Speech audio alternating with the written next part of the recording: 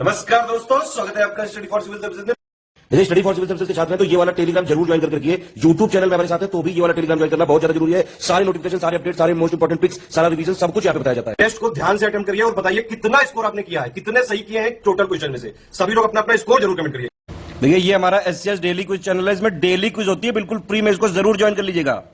ये हमारा इंस्टाग्राम का पेज है, इसको जरूर फॉलो कर लीजिएगा। Study for civil dot services करके अगर आप इंस्टाग्राम में सर्च करेंगे तो आपको मिल जाएगा। वीडियो के डिस्क्रिप्शन में इसकी लिंक दी हुई। इसमें आप स्टोरी सेक्शन जरूर देखते रहा करिए, प्लस इसमें हाईलाइट्स आते रहते हैं और प्लस पोस्ट आती रहती है, इनको जरूर फॉलो करते रहिए। Hello students, welcome to study for civil services. Allahabad high court की जो डेली क्विजेज होती हैं तो हम डे 3 की क्विज सॉल्व करेंगे आज। और चैनल को सब्सक्राइब ना किया हो तो आपने जरूर कर लीजिए। तो चलिए देखते हैं अपना पहला क्वेश्चन। क्वेश्चन नंबर 3 यहाँ पे है। 2 क्वेश्चंस में शायद कोई एरर होगा या टाइपिंग मिस्टेक होगी तो उसको हटा दिया गया है। तो पूछ रहे हैं कि आउट ऑफ द 4 ऑल्टरनेटिव्स इसमें से कौन सा बेस्ट एक्सप्रेस करता है गिवन वर्ड को। ठीक है, तो जो आपका वर्ड दिया हुआ है ये है कैंटैंकरस, है ना। कैंटैंकरस का मतलब होता है मतलब झगड़ालू होता है ना। तो इसका जो करेक्ट आंसर है ये है क्वेरलसम। ठीक, क्वेरलसम का मतलब ये ऑप्शन बी जो है इसका मतलब भी झगड़ालू ही होता है। 4 नंबर क्वेश्चन में देखिए, इसमें पूछ रहे हैं कि नेगेटरी का ऑपोजिट क्या होगा, है ना। ये देखिए ऑपोजिट, तो नेगेटरी का मतलब होता है जो काफ़ी निकम्मा टाइप का इंसान हो। ठीक है, तो इसका ऑपोजिट हो जाएगा प्रोडक्टिव, ऑप्शन डी।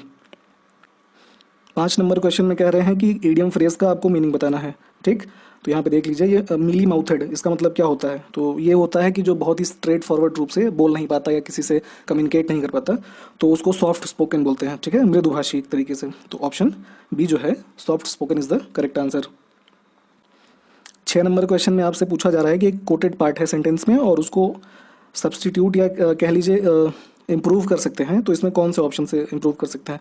तो यहाँ पे ऑलरेडी सेलेक्टेड है ऑप्शन बी। जैसे देख लेते हैं sentence, I had not only helped her by giving hints but also with providing him links. तो यहाँ पे थोड़ा एरर है। यहाँ पे देखिए चूंकि फीमेल की हर की बात हो रही, यहाँ पे हिम लिखा है तो ये भी जो है हर ही होगा। ठीक, तो इसका जो करेक्ट सेंटेंस फॉर्मेशन इम्प्रूव होगा वो होगा I had helped her not only by giving hints but also, है ना। तो जो एक फॉर्मेशन होता है नॉट ओनली, ठीक है, उसके बाद बट ऑल्सो। ठीक है, तो इस हिसाब से सेंटेंस का फॉर्मेशन होगा I had helped her not only by giving hints but also with providing her links. ठीक है, यहाँ पे हर हो जाएगा। ठीक, ऑप्शन बी जो था वो करेक्ट आंसर है। फिर 7 नंबर में देखिए, इसमें कह रहे हैं आपको कि एक सेंटेंस है उसको जो सब्सटीट्यूट कर सकता है ना। कौन सा वर्ड होगा। तो सेंटेंस है the act of speaking irrelevantly about sacred things. मतलब जो धार्मिक चीज़ें होती हैं, पवित्र चीज़ें होती हैं, उसके बारे में अनाप शनाप बोलने वाले को क्या बोलते हैं। तो एथीस्ट तो नास्तिक हो गया, ये होगा नहीं। Blasphemy, bellicose, defection. ठीक है, तो इसका जो सही आंसर है ऑप्शन बी होगा ब्लास्फेमी। मतलब ईश निंदा हिंदी में होता है, ईश्वर की निंदा, है ना। जो भी रेस्पेक्टेड आपके गॉड हैं उनकी जो निंदा करे, फालतू की बातें बोले तो उसको बोलते हैं ब्लास्फेमी। ठीक, ऑप्शन बी जो है वो करेक्ट आंसर है। 8 नंबर में आपसे पूछ रहे हैं कि कौन सा इनकरेक्टली स्पेल्ड वर्ड है। ठीक है, तो यहाँ देख लेते हैं। एंटरप्रेन्योर ठीक है, रेम्यूनरेशन भी ठीक है, अप्रेंटिस भी ठीक है, सॉवरेंटी ये जो है ये गलत लिखा हुआ है। ये होता है SOVEREIGNTY, सॉवरेनिटी, संप्रभुता। ठीक, option D is the correct answer. 9 number question में आपको सीक्वेंस में लगाना है इसको, जो 4 यहाँ पे PQRS करके दिया हुआ है। ठीक है, तो यहाँ पे देखिए इसका जो करेक्ट ऑप्शन है सी वाला है। सी के हिसाब से अगर हम देखेंगे, ये देखिए जैसे RSQP। ठीक, तो इसमें क्या है, frustration is a global cancer. फिर एस वाला यहाँ से है, it has spared no country. ठीक, तो RS हो गया। फिर है Q। Q में क्या है, Q है यहाँ, ये देखिए in some countries frustration exist because these countries are populated by have nots. ठीक है, और Q उसका सॉरी P आएगा ये वाला, तो P है सबसे ऊपर। ये इसमें कह रहे हैं कि in other countries which are populated by haves, है ना। हाव्स मतलब अमीर होता है। Frustration is among them also because they have haves, है ना। तो अमीरों की वजह से होने के बावजूद भी वहाँ पे फ्रस्ट्रेशन है, और जो अमीर मतलब जिनके पास कुछ नहीं है, जो वंचित हैं, उसमें भी है। तो जो करेक्ट सीक्वेंस है आपका सी वाला ऑप्शन जो है ये इस क्वेश्चन का सही आंसर हो जाएगा। फिर देखिए 10 नंबर क्वेश्चन में आपसे कह रहे हैं कि एक इनडायरेक्ट डायरेक्ट स्पीच में आपको इसको चेंज करना है सेंटेंस को। तो क्या कह रहा है डॉक्टर कि the doctor said well what can I do for you. ठीक, क्वेश्चन मार्क। फिर इसका जो सही आंसर, सही फॉर्मेशन होगा इनडायरेक्ट में, तो doctor wanted to know what he could do for her. ठीक है, तो डॉक्टर ने ये जानना चाहा कि वह उसके लिए, यह जानना चाहता था कि वह उसके लिए क्या कर सकता है। ठीक, तो इस तरीके के सेंटेंस में जो करेक्ट फॉर्मेशन है ऑप्शन ए है ना। ये भी नहीं होगा, आस्क भी नहीं होगा, वंडर्ड तो बिल्कुल ही नहीं होगा। तो ऑप्शन ए जो है वो करेक्ट आंसर है। अगला चलिए देखते हैं। 11 नंबर में आपसे कहा जा रहा है कि एक सेंटेंस है, एक्टिव वॉइस में है, उसको पैसिव वॉइस में चेंज करना है। तो सेंटेंस है why do you waste money, ठीक है, आप पैसे क्यों बर्बाद करते हैं, ठीक। तो इसका जो सही पैसिव वॉइस होगा, why is money wasted by you, option C जो है। तो इसका अर्थ हो गया आपके द्वारा पैसा क्यों बर्बाद किया जाता है, ठीक। दोनों प्रेजेंट इंडेफिनिट फॉर्मेशन में है, तो इसलिए ऑप्शन सी जो है ये करेक्ट ऑप्शन हो जाएगा, ठीक। फिर आपसे 12 नंबर में कह रहे हैं कि fill the correct preposition in the given blanks. तो जो प्रीपोजिशन इसमें यूज होगा, की डैश डोर, ऑफ नहीं होगा, फॉर नहीं होगा, इन भी नहीं होगा, की टू डोर होता है, मतलब दरवाजे की चाबी कहाँ है, ठीक है, ऑप्शन ए। फिर 13 नंबर में आपसे पूछा जा रहा है कि choose the appropriate meaning of the given sentence. तो सेंटेंस है a person who talks too much of himself, है ना। तो इसका मतलब होता है अहंकारी हिंदी में। तो जो इसके लिए सही ऑप्शन चूज करेंगे, ईगोटिस्ट चूज करेंगे। कई लोग कंफ्यूज हो गए होंगे कि ईगोइस्ट भी तो होता है, तो ईगोइस्ट भी क्या है, होता तो अहमवादी या मतलब स्वार्थी टाइप का वर्ड वो भी होता है। बट अगर आपसे ये पूछा जाए वन वर्ड सब्सटीट्यूशन के रूप में कि a person who talks too much of himself, तो ईगोटिस्ट यूज करेंगे वहां पे, है ना। जो पर्सन सेल्फ ऑब्सेस्ड है, सेल्फ सीकर है ना, उसके लिए ईगोटिस्ट ऑप्शन डी है वो यूज करेंगे। चलिए 14 नंबर में पूछ रहे हैं आपसे कि आइडेंटिकल इन ऑल रेस्पेक्ट्स, ठीक। तो इसका क्या मतलब होता है, कॉनिसर होगा, कॉन्ग्रुएंट होगा, कोल्यूजन होगा या सिमेट्री होगा। तो इसका जो सही ऑप्शन है वो होगा कॉन्ग्रुएंट, है ना। कॉन्ग्रुएंट का मतलब होता है जो अनुकूल हो, है ना, आइडेंटिकल इन ऑल रिस्पेक्ट। बाकी कोल्यूजन का मतलब होता है साठगांठ टाइप का होता है, सिमेट्री मतलब कब्रिस्तान, और कॉनिसर का मतलब होता है विशेषज्ञ, ठीक। ऑप्शन बी जो है वो करेक्ट होगा। चलिए 15 नंबर में आपसे पूछ रहे हैं कि विच of the following is meant by the idiom chew the कड। तो च्यू द कड का मतलब होता है मेडिटेट, है ना। मेडिटेट इन द सेंस, जैसे हिंदी में एक कहावत होती है ना कि गुस्सा पी कर रह जाना टाइप्स, तो वही है कि मतलब च्यू द कड मतलब फिर ध्यान लगाने ही बैठ जाना, ठीक है। ऑप्शन ए जो है वो करेक्ट है। अगले क्वेश्चन में देखिए, अनुलोम शब्द तथा विलोम शब्द के अनुसार निम्नलिखित में से कौन सा युग्म जो है वो अशुद्ध है, ठीक। तो इसमें निस्सार का संसार, ठीक है, ये भी आपका सही है। कृष और कृष का होता है स्थूल, ये भी ठीक है।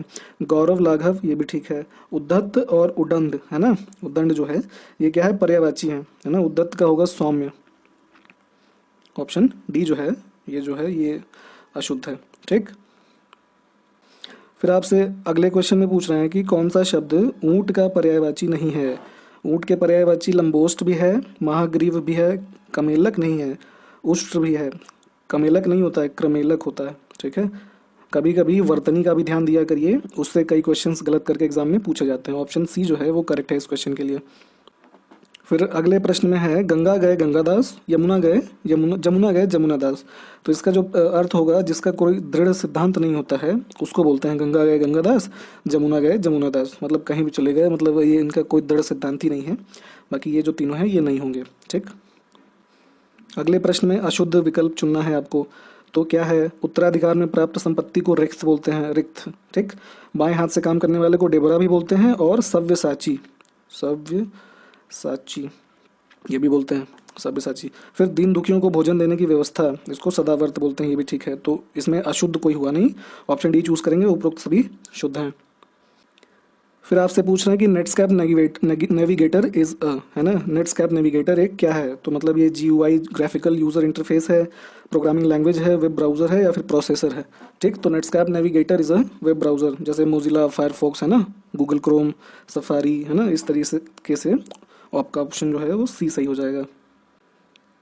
फिर अगले प्रश्न में है कि MS वर्ड डॉक्यूमेंट में, जो MS ऑफिस के अंदर वर्ड सॉफ्टवेयर होता है, उसमें मान लीजिए आप कुछ ऐसा लिख रहे हैं, तो दूसरी लाइन में जाने के लिए किस की, मतलब कि विच बटन, है ना, की का प्रयोग किया जाता है। तो स्केप की नहीं होता, शिफ्ट भी नहीं होता, रिटर्न भी नहीं होता।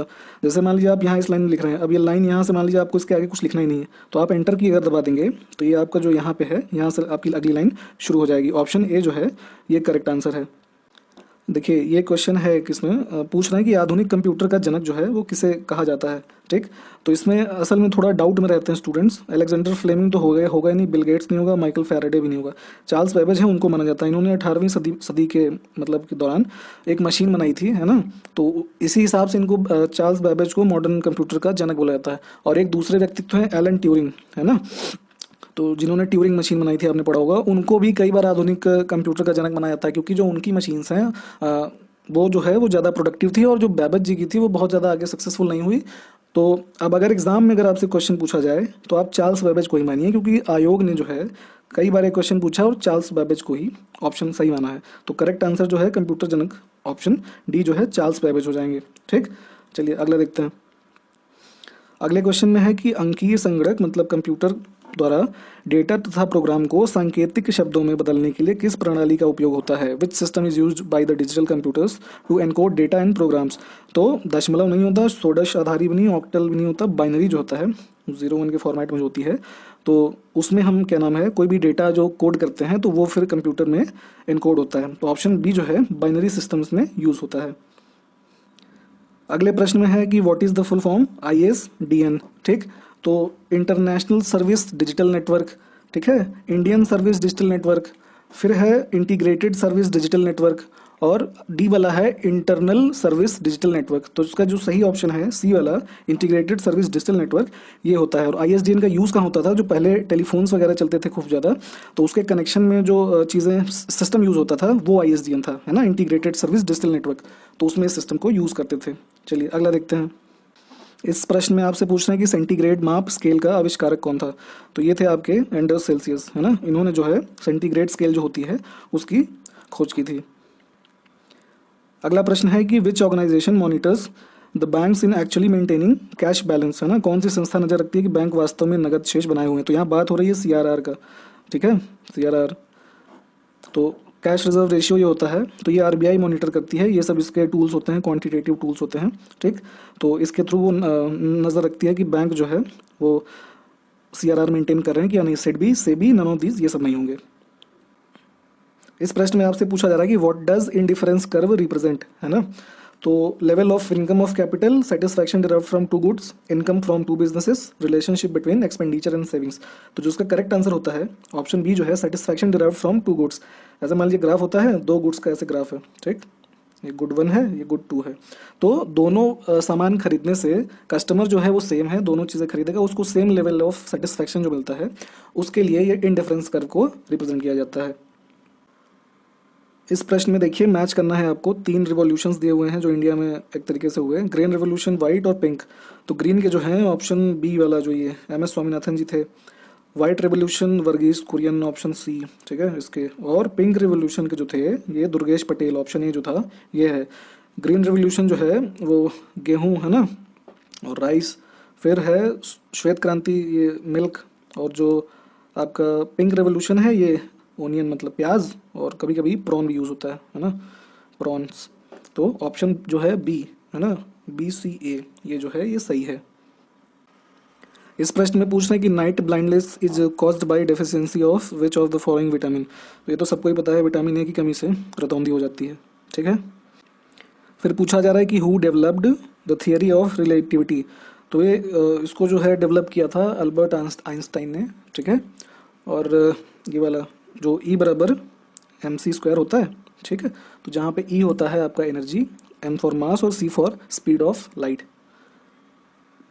इसमें कह रहे हैं कि which article was referred to as the heart and soul of the constitution by BR Ambedkar, ठीक है। तो BR अम्बेडकर जी ने किस अनुच्छेद को संविधान का हृदय व आत्मा कह के संदर्भित किया है। तो अनुच्छेद जो 32 है, ठीक है, आर्टिकल 32, इसको इन्होंने हार्ट एंड सोल कहा। और ये आपको पता ही होगा कि जैसे किसी भी पर्सन की मान लीजिए फंडामेंटल राइट्स वायलेट हो रहे हैं तो he can directly approach to supreme court, है ना, और एज हाई कोर्ट, ठीक है, अंडर आर्टिकल 32। ऑप्शन बी जो है वो करेक्ट आंसर है।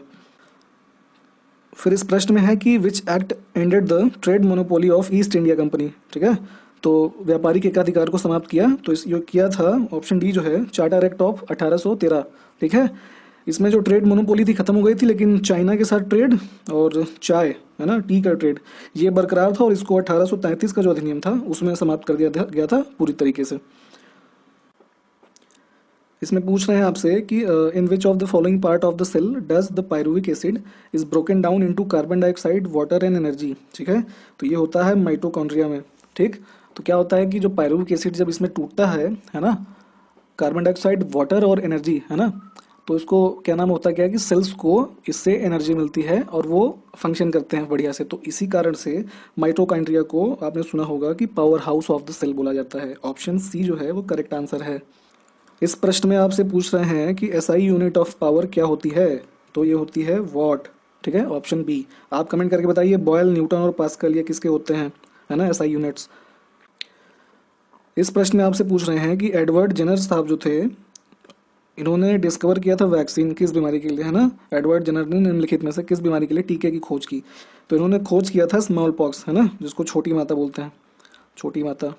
और डब्ल्यूएचओ के अनुसार 2016 तक ये मतलब कि बीमारी जो ऐसी थी प्रिवेलेंट थी, और इसको वैक्सीनेशन के द्वारा 2016 के आसपास में ख़त्म किया जा चुका है। और इसको जो इन्होंने एडवर्ड जेनर ने, ये मतलब दुनिया की पहली वैक्सीन थी जो खोज की गई थी, और 1796 में इन्होंने इसको इंट्रोड्यूस किया था। और उसके बाद ये 2016 में डब्ल्यूएचओ के अनुसार यहाँ तक इस बीमारी को ख़त्म कर लिया गया है। ऑप्शन सी जो है वो करेक्ट आंसर है। अगले प्रश्न में पूछा जा रहा है कि निम्नलिखित में से किस प्रकार के बाजार में एक व्यवसाय संघ कीमतों को नियंत्रित करने में असमर्थ रहता है, तो ये जो इसका करेक्ट आंसर होगा, परफेक्ट कंपटीशन में सिचुएशन होती है। क्योंकि परफेक्ट कंपटीशन में क्या होता है कि बाजार में सेलर्स और बायर्स बहुत ढेर सारे होते हैं, ठीक, और जहाँ पे मतलब कि एकाधिकार मोनोपोली वाला कोई सिस्टम नहीं है कि मतलब हम एक ही चीज़ बेचेंगे और उसका जो प्राइस चाहेंगे रख देंगे, है ना। तो परफेक्ट कंपटीशन जहाँ पे होगा, ज़्यादा लोग होंगे, ज़्यादा बायर्स होंगे, सेलर्स होंगे, तो उस कंडीशन में जो भी आपका फर्म है वो प्राइस पे कंट्रोल नहीं कर पाता है, वो बस फ्लक्चुएट करता है आगे पीछे।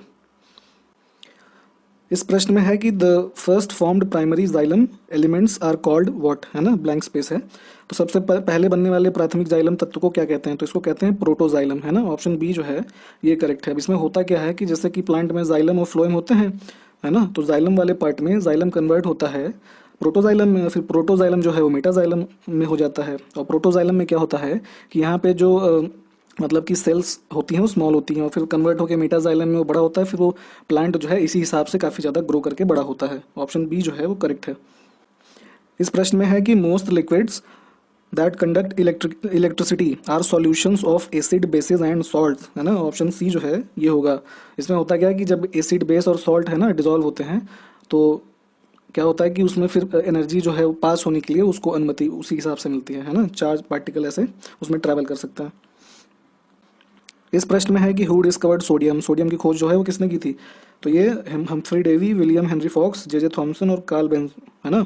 तो इसमें किया था हम्फ्री डेवी ने, 1807 के राउंड इन्होंने सोडियम की जो है वो खोज की थी। ऑप्शन ए जो है वो करेक्ट है। इस प्रश्न में है कि what is the SI unit of electric current, तो ये होता है आपका ampere. Option C which is represented by A. आप ये बताइए तीनों कमेंट करके किन के एसआई यूनिट्स होते हैं।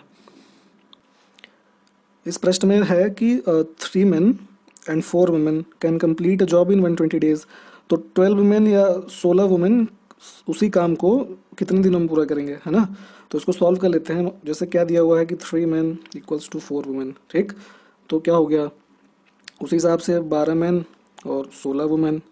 तो यहाँ पे हम ऐसे सॉल्व करेंगे इसको। मान लीजिए देखिए 4 वुमेन जो हैं वो काम करती हैं 120 दिन में, ठीक, तो उसी हिसाब से इधर देखिए 16 वुमेन का निकाल लीजिए। क्या होगा 120 इंटू 4 बटे 16 इंटू 16, ठीक, इसको सॉल्व करेंगे कट जाएगा, है ना। सॉल्व होके आएगा कितना 15 डेज। ऑप्शन ए जो है, सॉरी ए नहीं सी, है ना, ये करेक्ट हो जाएगा। 15 दिन में वो काम कर लेंगे। इस प्रश्न में कहा जा रहा है आपसे कि in what ratio sugar at 30 rupees per kg should be mixed with sugar at 45 rupees per kg so that on selling the mixture at rupees 42 per kg there is a profit of 20%, है ना। तो ratio निकालना है आपको basically. तो ये देख लीजिए एक मिनट, पहले ऑप्शन देख लीजिए आप, ठीक, 2:1, 2:3, 5:2, 3:7। तो अब इसको सॉल्व करेंगे तो क्या कह रहा है ये कि 30 रुपये और 45 रुपये की चीनी बेची जा रही है 42 रुपये पे। तो सीपी निकाल लेते हैं पहले हम, है ना, कॉस्ट प्राइस। तो कॉस्ट प्राइस कैसे निकालेंगे, ये देखिए 42 रुपये में बेच रहा है ना। तो ऐसे 42 इंटू 100 बटे 120 रुपये, 120 मतलब 20% का फ़ायदा हो रहा है, तो ये आ जाएगा 35 रुपीज़ पर केजी, ठीक। तो अब ये निकाल लेंगे, इसका एलिगेशन लगा लेते हैं इसमें। तो 30 रुपये की चीनी, 45 रुपये की चीनी और इधर 35 रुपया, तो ये आ जाएगा। इसमें से इसको घटाया 10, इसमें से ये गया 5, तो 5 10 कट गया, तो 2:1 आ गया, है ना। ऑप्शन ए जो है ये करेक्ट है। इसके अनुपात में मिलाएगा तो 42 रुपये में चीनी बेच के 20% लाभ कमा लेगा। Option A. इसमें देखिए, इसमें कह रहे हैं कि arrange the given words according to dictionary. तो जैसे मान लीजिए पहले के हिसाब से देखते हैं ना, तो क्या है DE COL, फिर दूसरे में क्या है, सॉरी तीसरा यहाँ पे है ना, तो ऐसे देख लीजिए DECOR, ठीक, L से R हो गया, बाकी सब सेम था। फिर क्या है दूसरे में क्या है DESE है ना, तो यहाँ C था, C से S हो गया। फिर चौथे में क्या है हाँ DESI, तो E से I हो गया, ठीक। और लास्ट में आ गया 5वां नंबर डेस्टिट्यूट, तो DESI से T। तो ये जो है ऑप्शन ए जो है ये डिक्शनरी के हिसाब से सही अनुक्रम है। इस क्वेश्चन में ये सीरीज को फिल करना था, तो हमने आपके लिए देखिए लिख दिया है, और इसको देखें कैसे। ऑप्शन बी जो है हमने वो भरा है। अब कैसे भरा है समझिए इसका पैटर्न। AABCD, तो शुरू में 2 वर्ड रिपीट हो रहे हैं, फिर उसी हिसाब से A यहाँ B भी रिपीट हो रहा है, ठीक। ABBCD, फिर तीसरे में है ABCC रिपीट हो गया, ठीक, फिर D आ गया। फिर चौथा जो पेयर है ABCDD रिपीट हो गया है ना, तो चारों वर्ड जो है रिपीट हो गए, AA है ना, BBCC और DD। तो इस हिसाब से जो पैटर्न यहाँ पे फिल करेगा, हम एग्जाम में जब ऐसे क्वेश्चन आते हैं तो आप इसको ऐसे पैटर्न में डिवाइड करके और फिल करिए करिए, ठीक है। ऑप्शन बी जो है वो करेक्ट है। इस क्वेश्चन में आपको सल्तनत काल की जो नौकरशाही थी उसके हिसाब से मतलब कि जो इनका व्यवस्था था, इनकी भूमिका थी, उसके क्रम में लगाना है, ठीक। तो इसमें मतलब जो बी है ये सही है, मुकद्दम, अमील, शिकदार, मुक्ति है ना। तो मुकद्दम जो होते थे वो क्या होते थे, हेडमैन होते थे, मतलब गांव का मुखिया कह लीजिए। अमील जो हो गए रेवेन्यू ऑफिशियल हो गए, और आपका जो शिकदार हो गए ये होते थे एडमिनिस्ट्रेटिव हेड होते थे, है ना, जिले के स्तर पे। और मुक्ति जो है ये फतवा तो इशू करते थे। तो ऑप्शन जो बी है वो करेक्ट आंसर है। इसमें नो चेंजर के रूप में कौन सा नेता जो है वो नहीं जाना जाता था, है ना, मतलब किसी बदलाव के पक्ष में नहीं थे इनमें से। तो CR दास जो थे वो इस ग्रुप के थे, नो चेंजर के रूप में नहीं जाने जाते थे। बाकी जो ये वल्लभ भाई पटेल जी थे, राजेंद्र प्रसाद और C राजगोपालाचारी, ये सब जो थे ये नो चेंजर के रूप में जाने जाते थे, है ना। फिर इसमें है कि विच of the following pair is correctly match, है ना, तो दोनों जो है वो सही मैच है। इसमें क्या है, पूना सार्वजनिक सभा की जो स्थापना है MG रानाडे जी ने की थी, और मद्रास महाजन सभा जो था वो P आनंद चार्लू जी ने की थी। तो ऑप्शन जो सी है वो करेक्ट हो जाएगा। इनके जो सही ईयर हैं आप हमें वो बताइए। इसमें क्रोनोलॉजिकल ऑर्डर में जो विद्रोह हुए थे ब्रिटिश शासन के दौरान, तो इसमें कौन सा जो है ना सही क्रोनोलॉजिकल ऑर्डर है उसको चूज करना है। तो सबसे पहले क्या हुआ था, 2 नंबर चुआर अपराइजिंग, है ना, चुआर विद्रोह।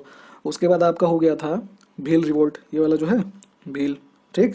फिर उसके बाद हुआ खासी अपराइजिंग, है ना, तो ऑप्शन ए जो है ये वाला पॉइंट 1 खासी अपराइजिंग। उसके बाद हुआ आपका संथाल विद्रोह सबसे लास्ट में 3 वाला, तो ऑप्शन जो बी है वो करेक्ट हो जाएगा।